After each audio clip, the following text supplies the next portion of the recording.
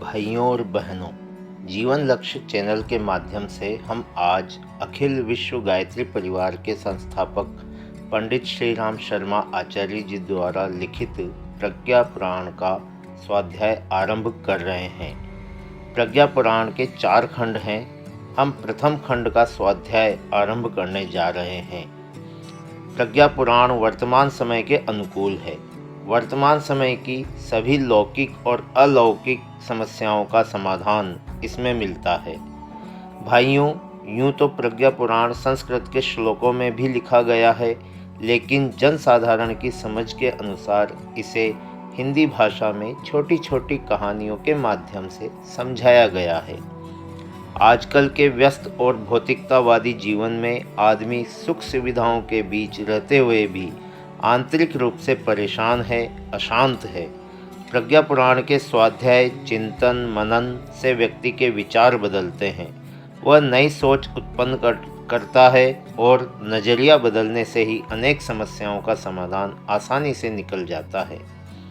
तो बहनों और भाइयों, अधिक समय न गंवाते हुए हम प्रारंभ करते हैं प्रज्ञा पुराण के प्रथम खंड का स्वाध्याय। आशा है आप इसे ध्यानपूर्वक शांत मन से सुनेंगे और लाभान्वित होंगे। सर्वप्रथम एक गायत्री मंत्र से हम आज के स्वाध्याय को प्रारंभ कर रहे हैं। ओम भूर्भुवः स्वः तत्सवितुर्वरेण्यं भर्गो देवस्य धीमहि धियो यो नः प्रचोदयात्। प्रज्ञा पुराण के प्रथम खंड में कुल 7 अध्याय हैं। प्रथम अध्याय लोक कल्याण जिज्ञासा प्रकरण है, जिसमें वर्तमान समय की समस्याओं का संक्षिप्त वर्णन है। हमारा देश धर्म प्रधान देश है, अतः यहाँ व्रत, उपवास, कथा, पूजा का बहुत महत्व है। हमारे पूर्वजों ने शायद अपनी दूरदृष्टि से यह देख लिया था कि आने वाले समय में मनुष्य इस भौतिक चकाचौंध को देखकर भटक जाएगा। अतः उन्होंने हर दिन व्रत, उपवास एवं कोई न कोई कथा कहने सुनने का नियम बना दिया। 7 दिन की 7 कथाएं सोमवार भगवान शिव पार्वती, मंगलवार हनुमान जी, बुधवार राहु केतु, बृहस्पतिवार गुरुदेव, शुक्रवार संतोषी माता, शनिवार शनि देवता तथा रविवार सूर्यदेव की कथा तथा व्रत, उपवास। इसके अतिरिक्त नवरात्रि, प्रतिपदा, भैया दूज, हरियाली तीज, गणेश चौथ, वसंत पंचमी, सूर्य षष्ठी आदि। इसके पश्चात भी सत्यनारायण कथा, एकादशी कथा, प्रदोष कथाएं, भागवत पुराण सप्ताह, अखंड रामायण, गीता का पाठ आदि का प्रचलन हमारे देश भारत में बहुत अधिक है। कारण स्पष्ट है कि मनुष्य के जीवन का प्रत्येक दिन महत्वपूर्ण है। उसे कथाओं के माध्यम से सचेत किया जाता है कि उसे किसी भी दिन कोई भी गलत कार्य नहीं करना चाहिए। कथाएं किसी भी राष्ट्र की संस्कृति को जीवंत बनाए रखने वाली होती हैं। धार्मिक, आध्यात्मिक अथवा नैतिक कथाओं से मनुष्य का नैतिक उत्थान होता है। ये मानव जीवन की समस्याओं का समाधान करके उसे सही मार्ग दिखाती हैं। कथाएं मनुष्य जीवन को बहुत प्रभावित करती हैं। प्राचीन काल में विष्णु शर्मा नामक पंडित जी ने राजा के दुष्ट पुत्रों को कथाएं सुनाकर सदाचारी बनाया था। हितोपदेश तथा पंचतंत्र की कहानियाँ इसका प्रमाण हैं। दादी नानी की गोद में बैठकर कथा सुनने वाले बच्चों के महान व्यक्तित्व का निर्माण कहानियों के माध्यम से सहज ही हो जाता है। इसलिए इस कथा साहित्य का निर्माण किया गया। व्यक्ति के चरित्र निर्माण के लिए वेद, उपनिषद, आरण्यक, स्मृति ग्रंथों की रचना हुई, किंतु कथा कहानियों को उससे भी अधिक प्रभावशाली उपाय समझा गया। होम्योपैथी की मीठी गोलियों की भांति पौराणिक कथाओं के माध्यम से मनुष्य को समझाया जाए तो जीवन में अवश्य बदलाव आता है। इसी के लिए व्यास जी ने 18 पुराणों की रचना की। जिसमें भगवान के अवतारों की कथाओं के माध्यम से मनुष्य को सत्कर्म करने की प्रेरणा दी गई। यहाँ प्रश्न ये उठता है कि जब 18 पुराण और इतना अनंत कथा साहित्य मौजूद है तो फिर प्रज्ञा पुराण की क्या आवश्यकता थी। इस विषय में यह कहा जा सकता है कि रोग के अनुसार ही रोगी का उपचार करना पड़ता है। जब त्रेता युग में रावण को बहुत शक्ति और धन को पाकर अहंकार हो गया तो अहंकार ही विनाश का कारण होता है। यह समझाने के लिए रामायण की रचना हुई। महाभारत काल में मोहग्रस्त धृतराष्ट्र को मोह से दूर करने के लिए महाभारत तथा अर्जुन को मोह से दूर करने के लिए गीता लिखी गई। इसी प्रकार आज के इस अनास्था संकट के समय जब मनुष्य भौतिकवादी बनकर दुर्बुद्धिग्रस्त हो गया है तो पंडित श्री राम शर्मा जी द्वारा प्रज्ञा पुराण की रचना की गई, जो व्यक्ति के विचारों एवं दृष्टिकोण को बदलने के उद्देश्य से लिखा गया है। पंडित श्री राम शर्मा आचार्य जी ने वैसे तो हजारों ग्रंथों की रचना की है, परंतु पौराणिक कथाओं की शैली में इसी ग्रंथ को लिखा है। इसकी विशेषता यह है, इसमें देवी देवताओं की, राजा महाराजाओं की तथा सिद्ध साधकों की चमत्कारिक घटनाओं के स्थान पर साधारण मानव की ऐतिहासिक घटनाओं को कथा रूप में दिया गया है, जिससे मनुष्य यह समझ ले कि सद्बुद्धि के द्वारा मनुष्य कितना महान बन सकता है। सत्यवादी हरिश्चंद्र की कथा को सुनकर मोहनदास करमचंद गांधी विश्ववंद्य बापू बन गए। साधारण घर में जन्म लेने वाले लाल बहादुर शास्त्री अपनी मेहनत और ईमानदारी तथा संकल्प शक्ति के कारण देश के प्रधानमंत्री बने। अब्राहम लिंकन, जो रात को सड़क के किनारे जलती हुई रोशनी में पड़ते थे, वे अमेरिका के प्रेसिडेंट बने। अतः सद्बुद्धि को जागृत करने वाले, नवीन संदेश देने वाले इस पावन ग्रंथ की कथा को आइए हम सब सुनना आरंभ करते हैं। प्रज्ञा पुराण युग ऋषि की अमर वाणी है। इसके पढ़ने सुनने से जीवन की सारी समस्याओं का समाधान हो सकता है। ये ग्रंथ युग दृष्टा की साधना व तप का संदेश है। प्रज्ञा पुराण को आधुनिक युग की रामायण या गीता कहा जा सकता है। यह ग्रंथ आकाशदीप की भांति प्रकाश देने वाले, जीवन के करुण क्रंदन को मिटाने वाले, हर भ्रांति को दूर कर कल्मश कषाय को मिटाकर देवत्व का निर्माण करने वाले हैं। प्रज्ञा पुराण के 4 खंड प्रकाशित हैं।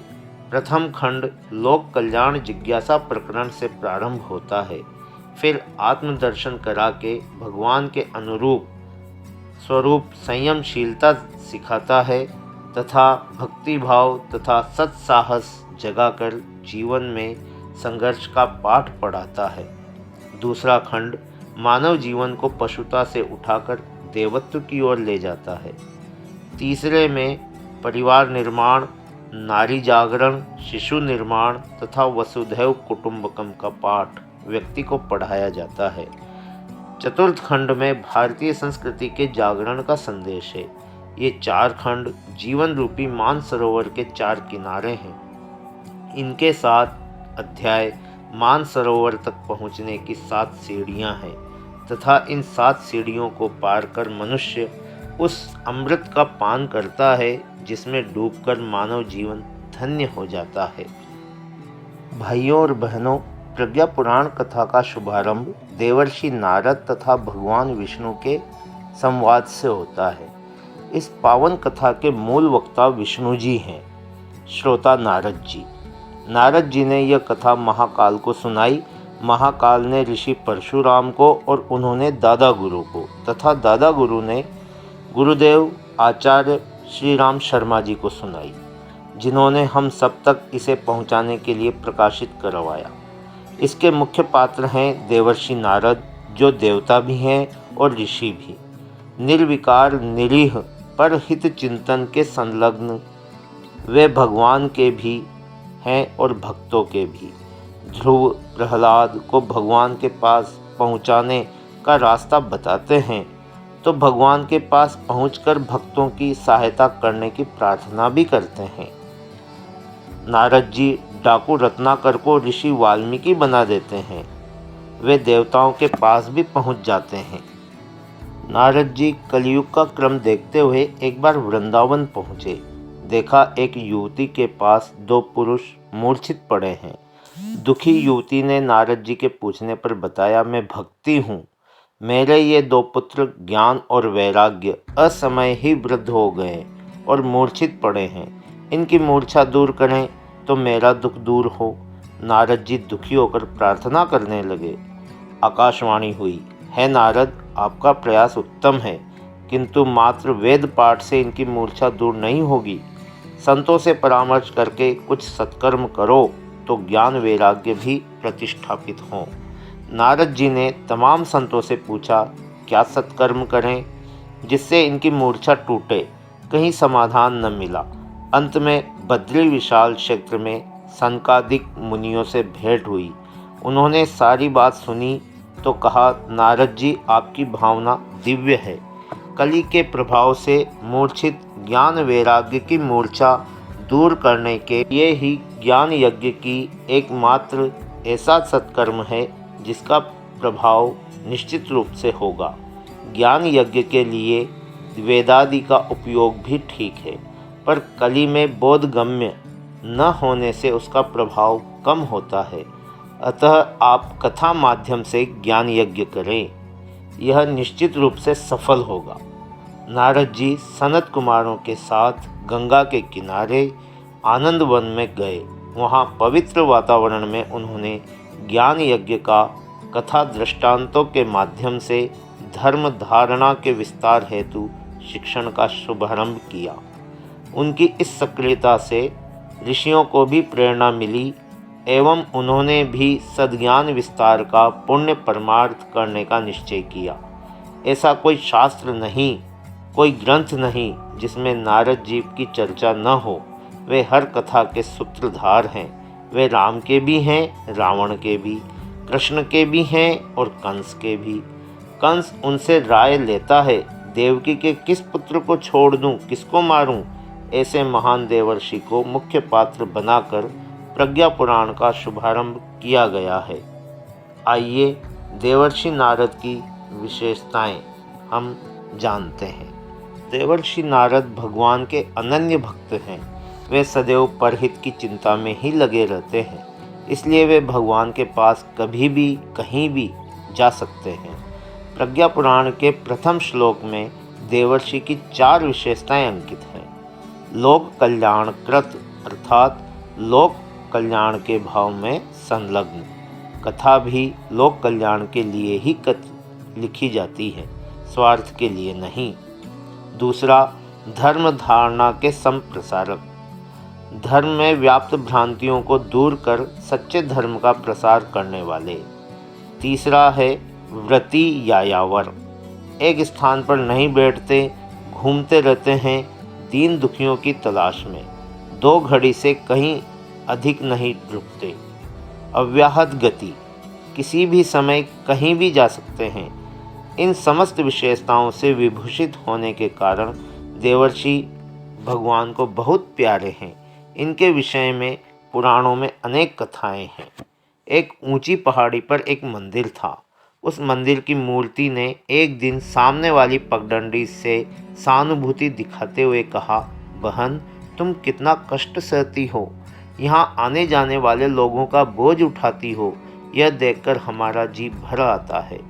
पगडंडी मुस्कुराती हुई बोली, भक्त को भगवान से मिलाने का अर्थ भगवान से मिलना ही तो है देवी। मूर्ति पगडंडी की इस महानता के आगे नतमस्तक हुए बिना नहीं रह सकी। इसलिए नारद जी भी भक्तों को भगवान से मिलाने का प्रयास करने के कारण महान कहलाते हैं। आज का स्वाध्याय यहीं पर समाप्त करते हैं और आज आपका बहुत बहुत धन्यवाद।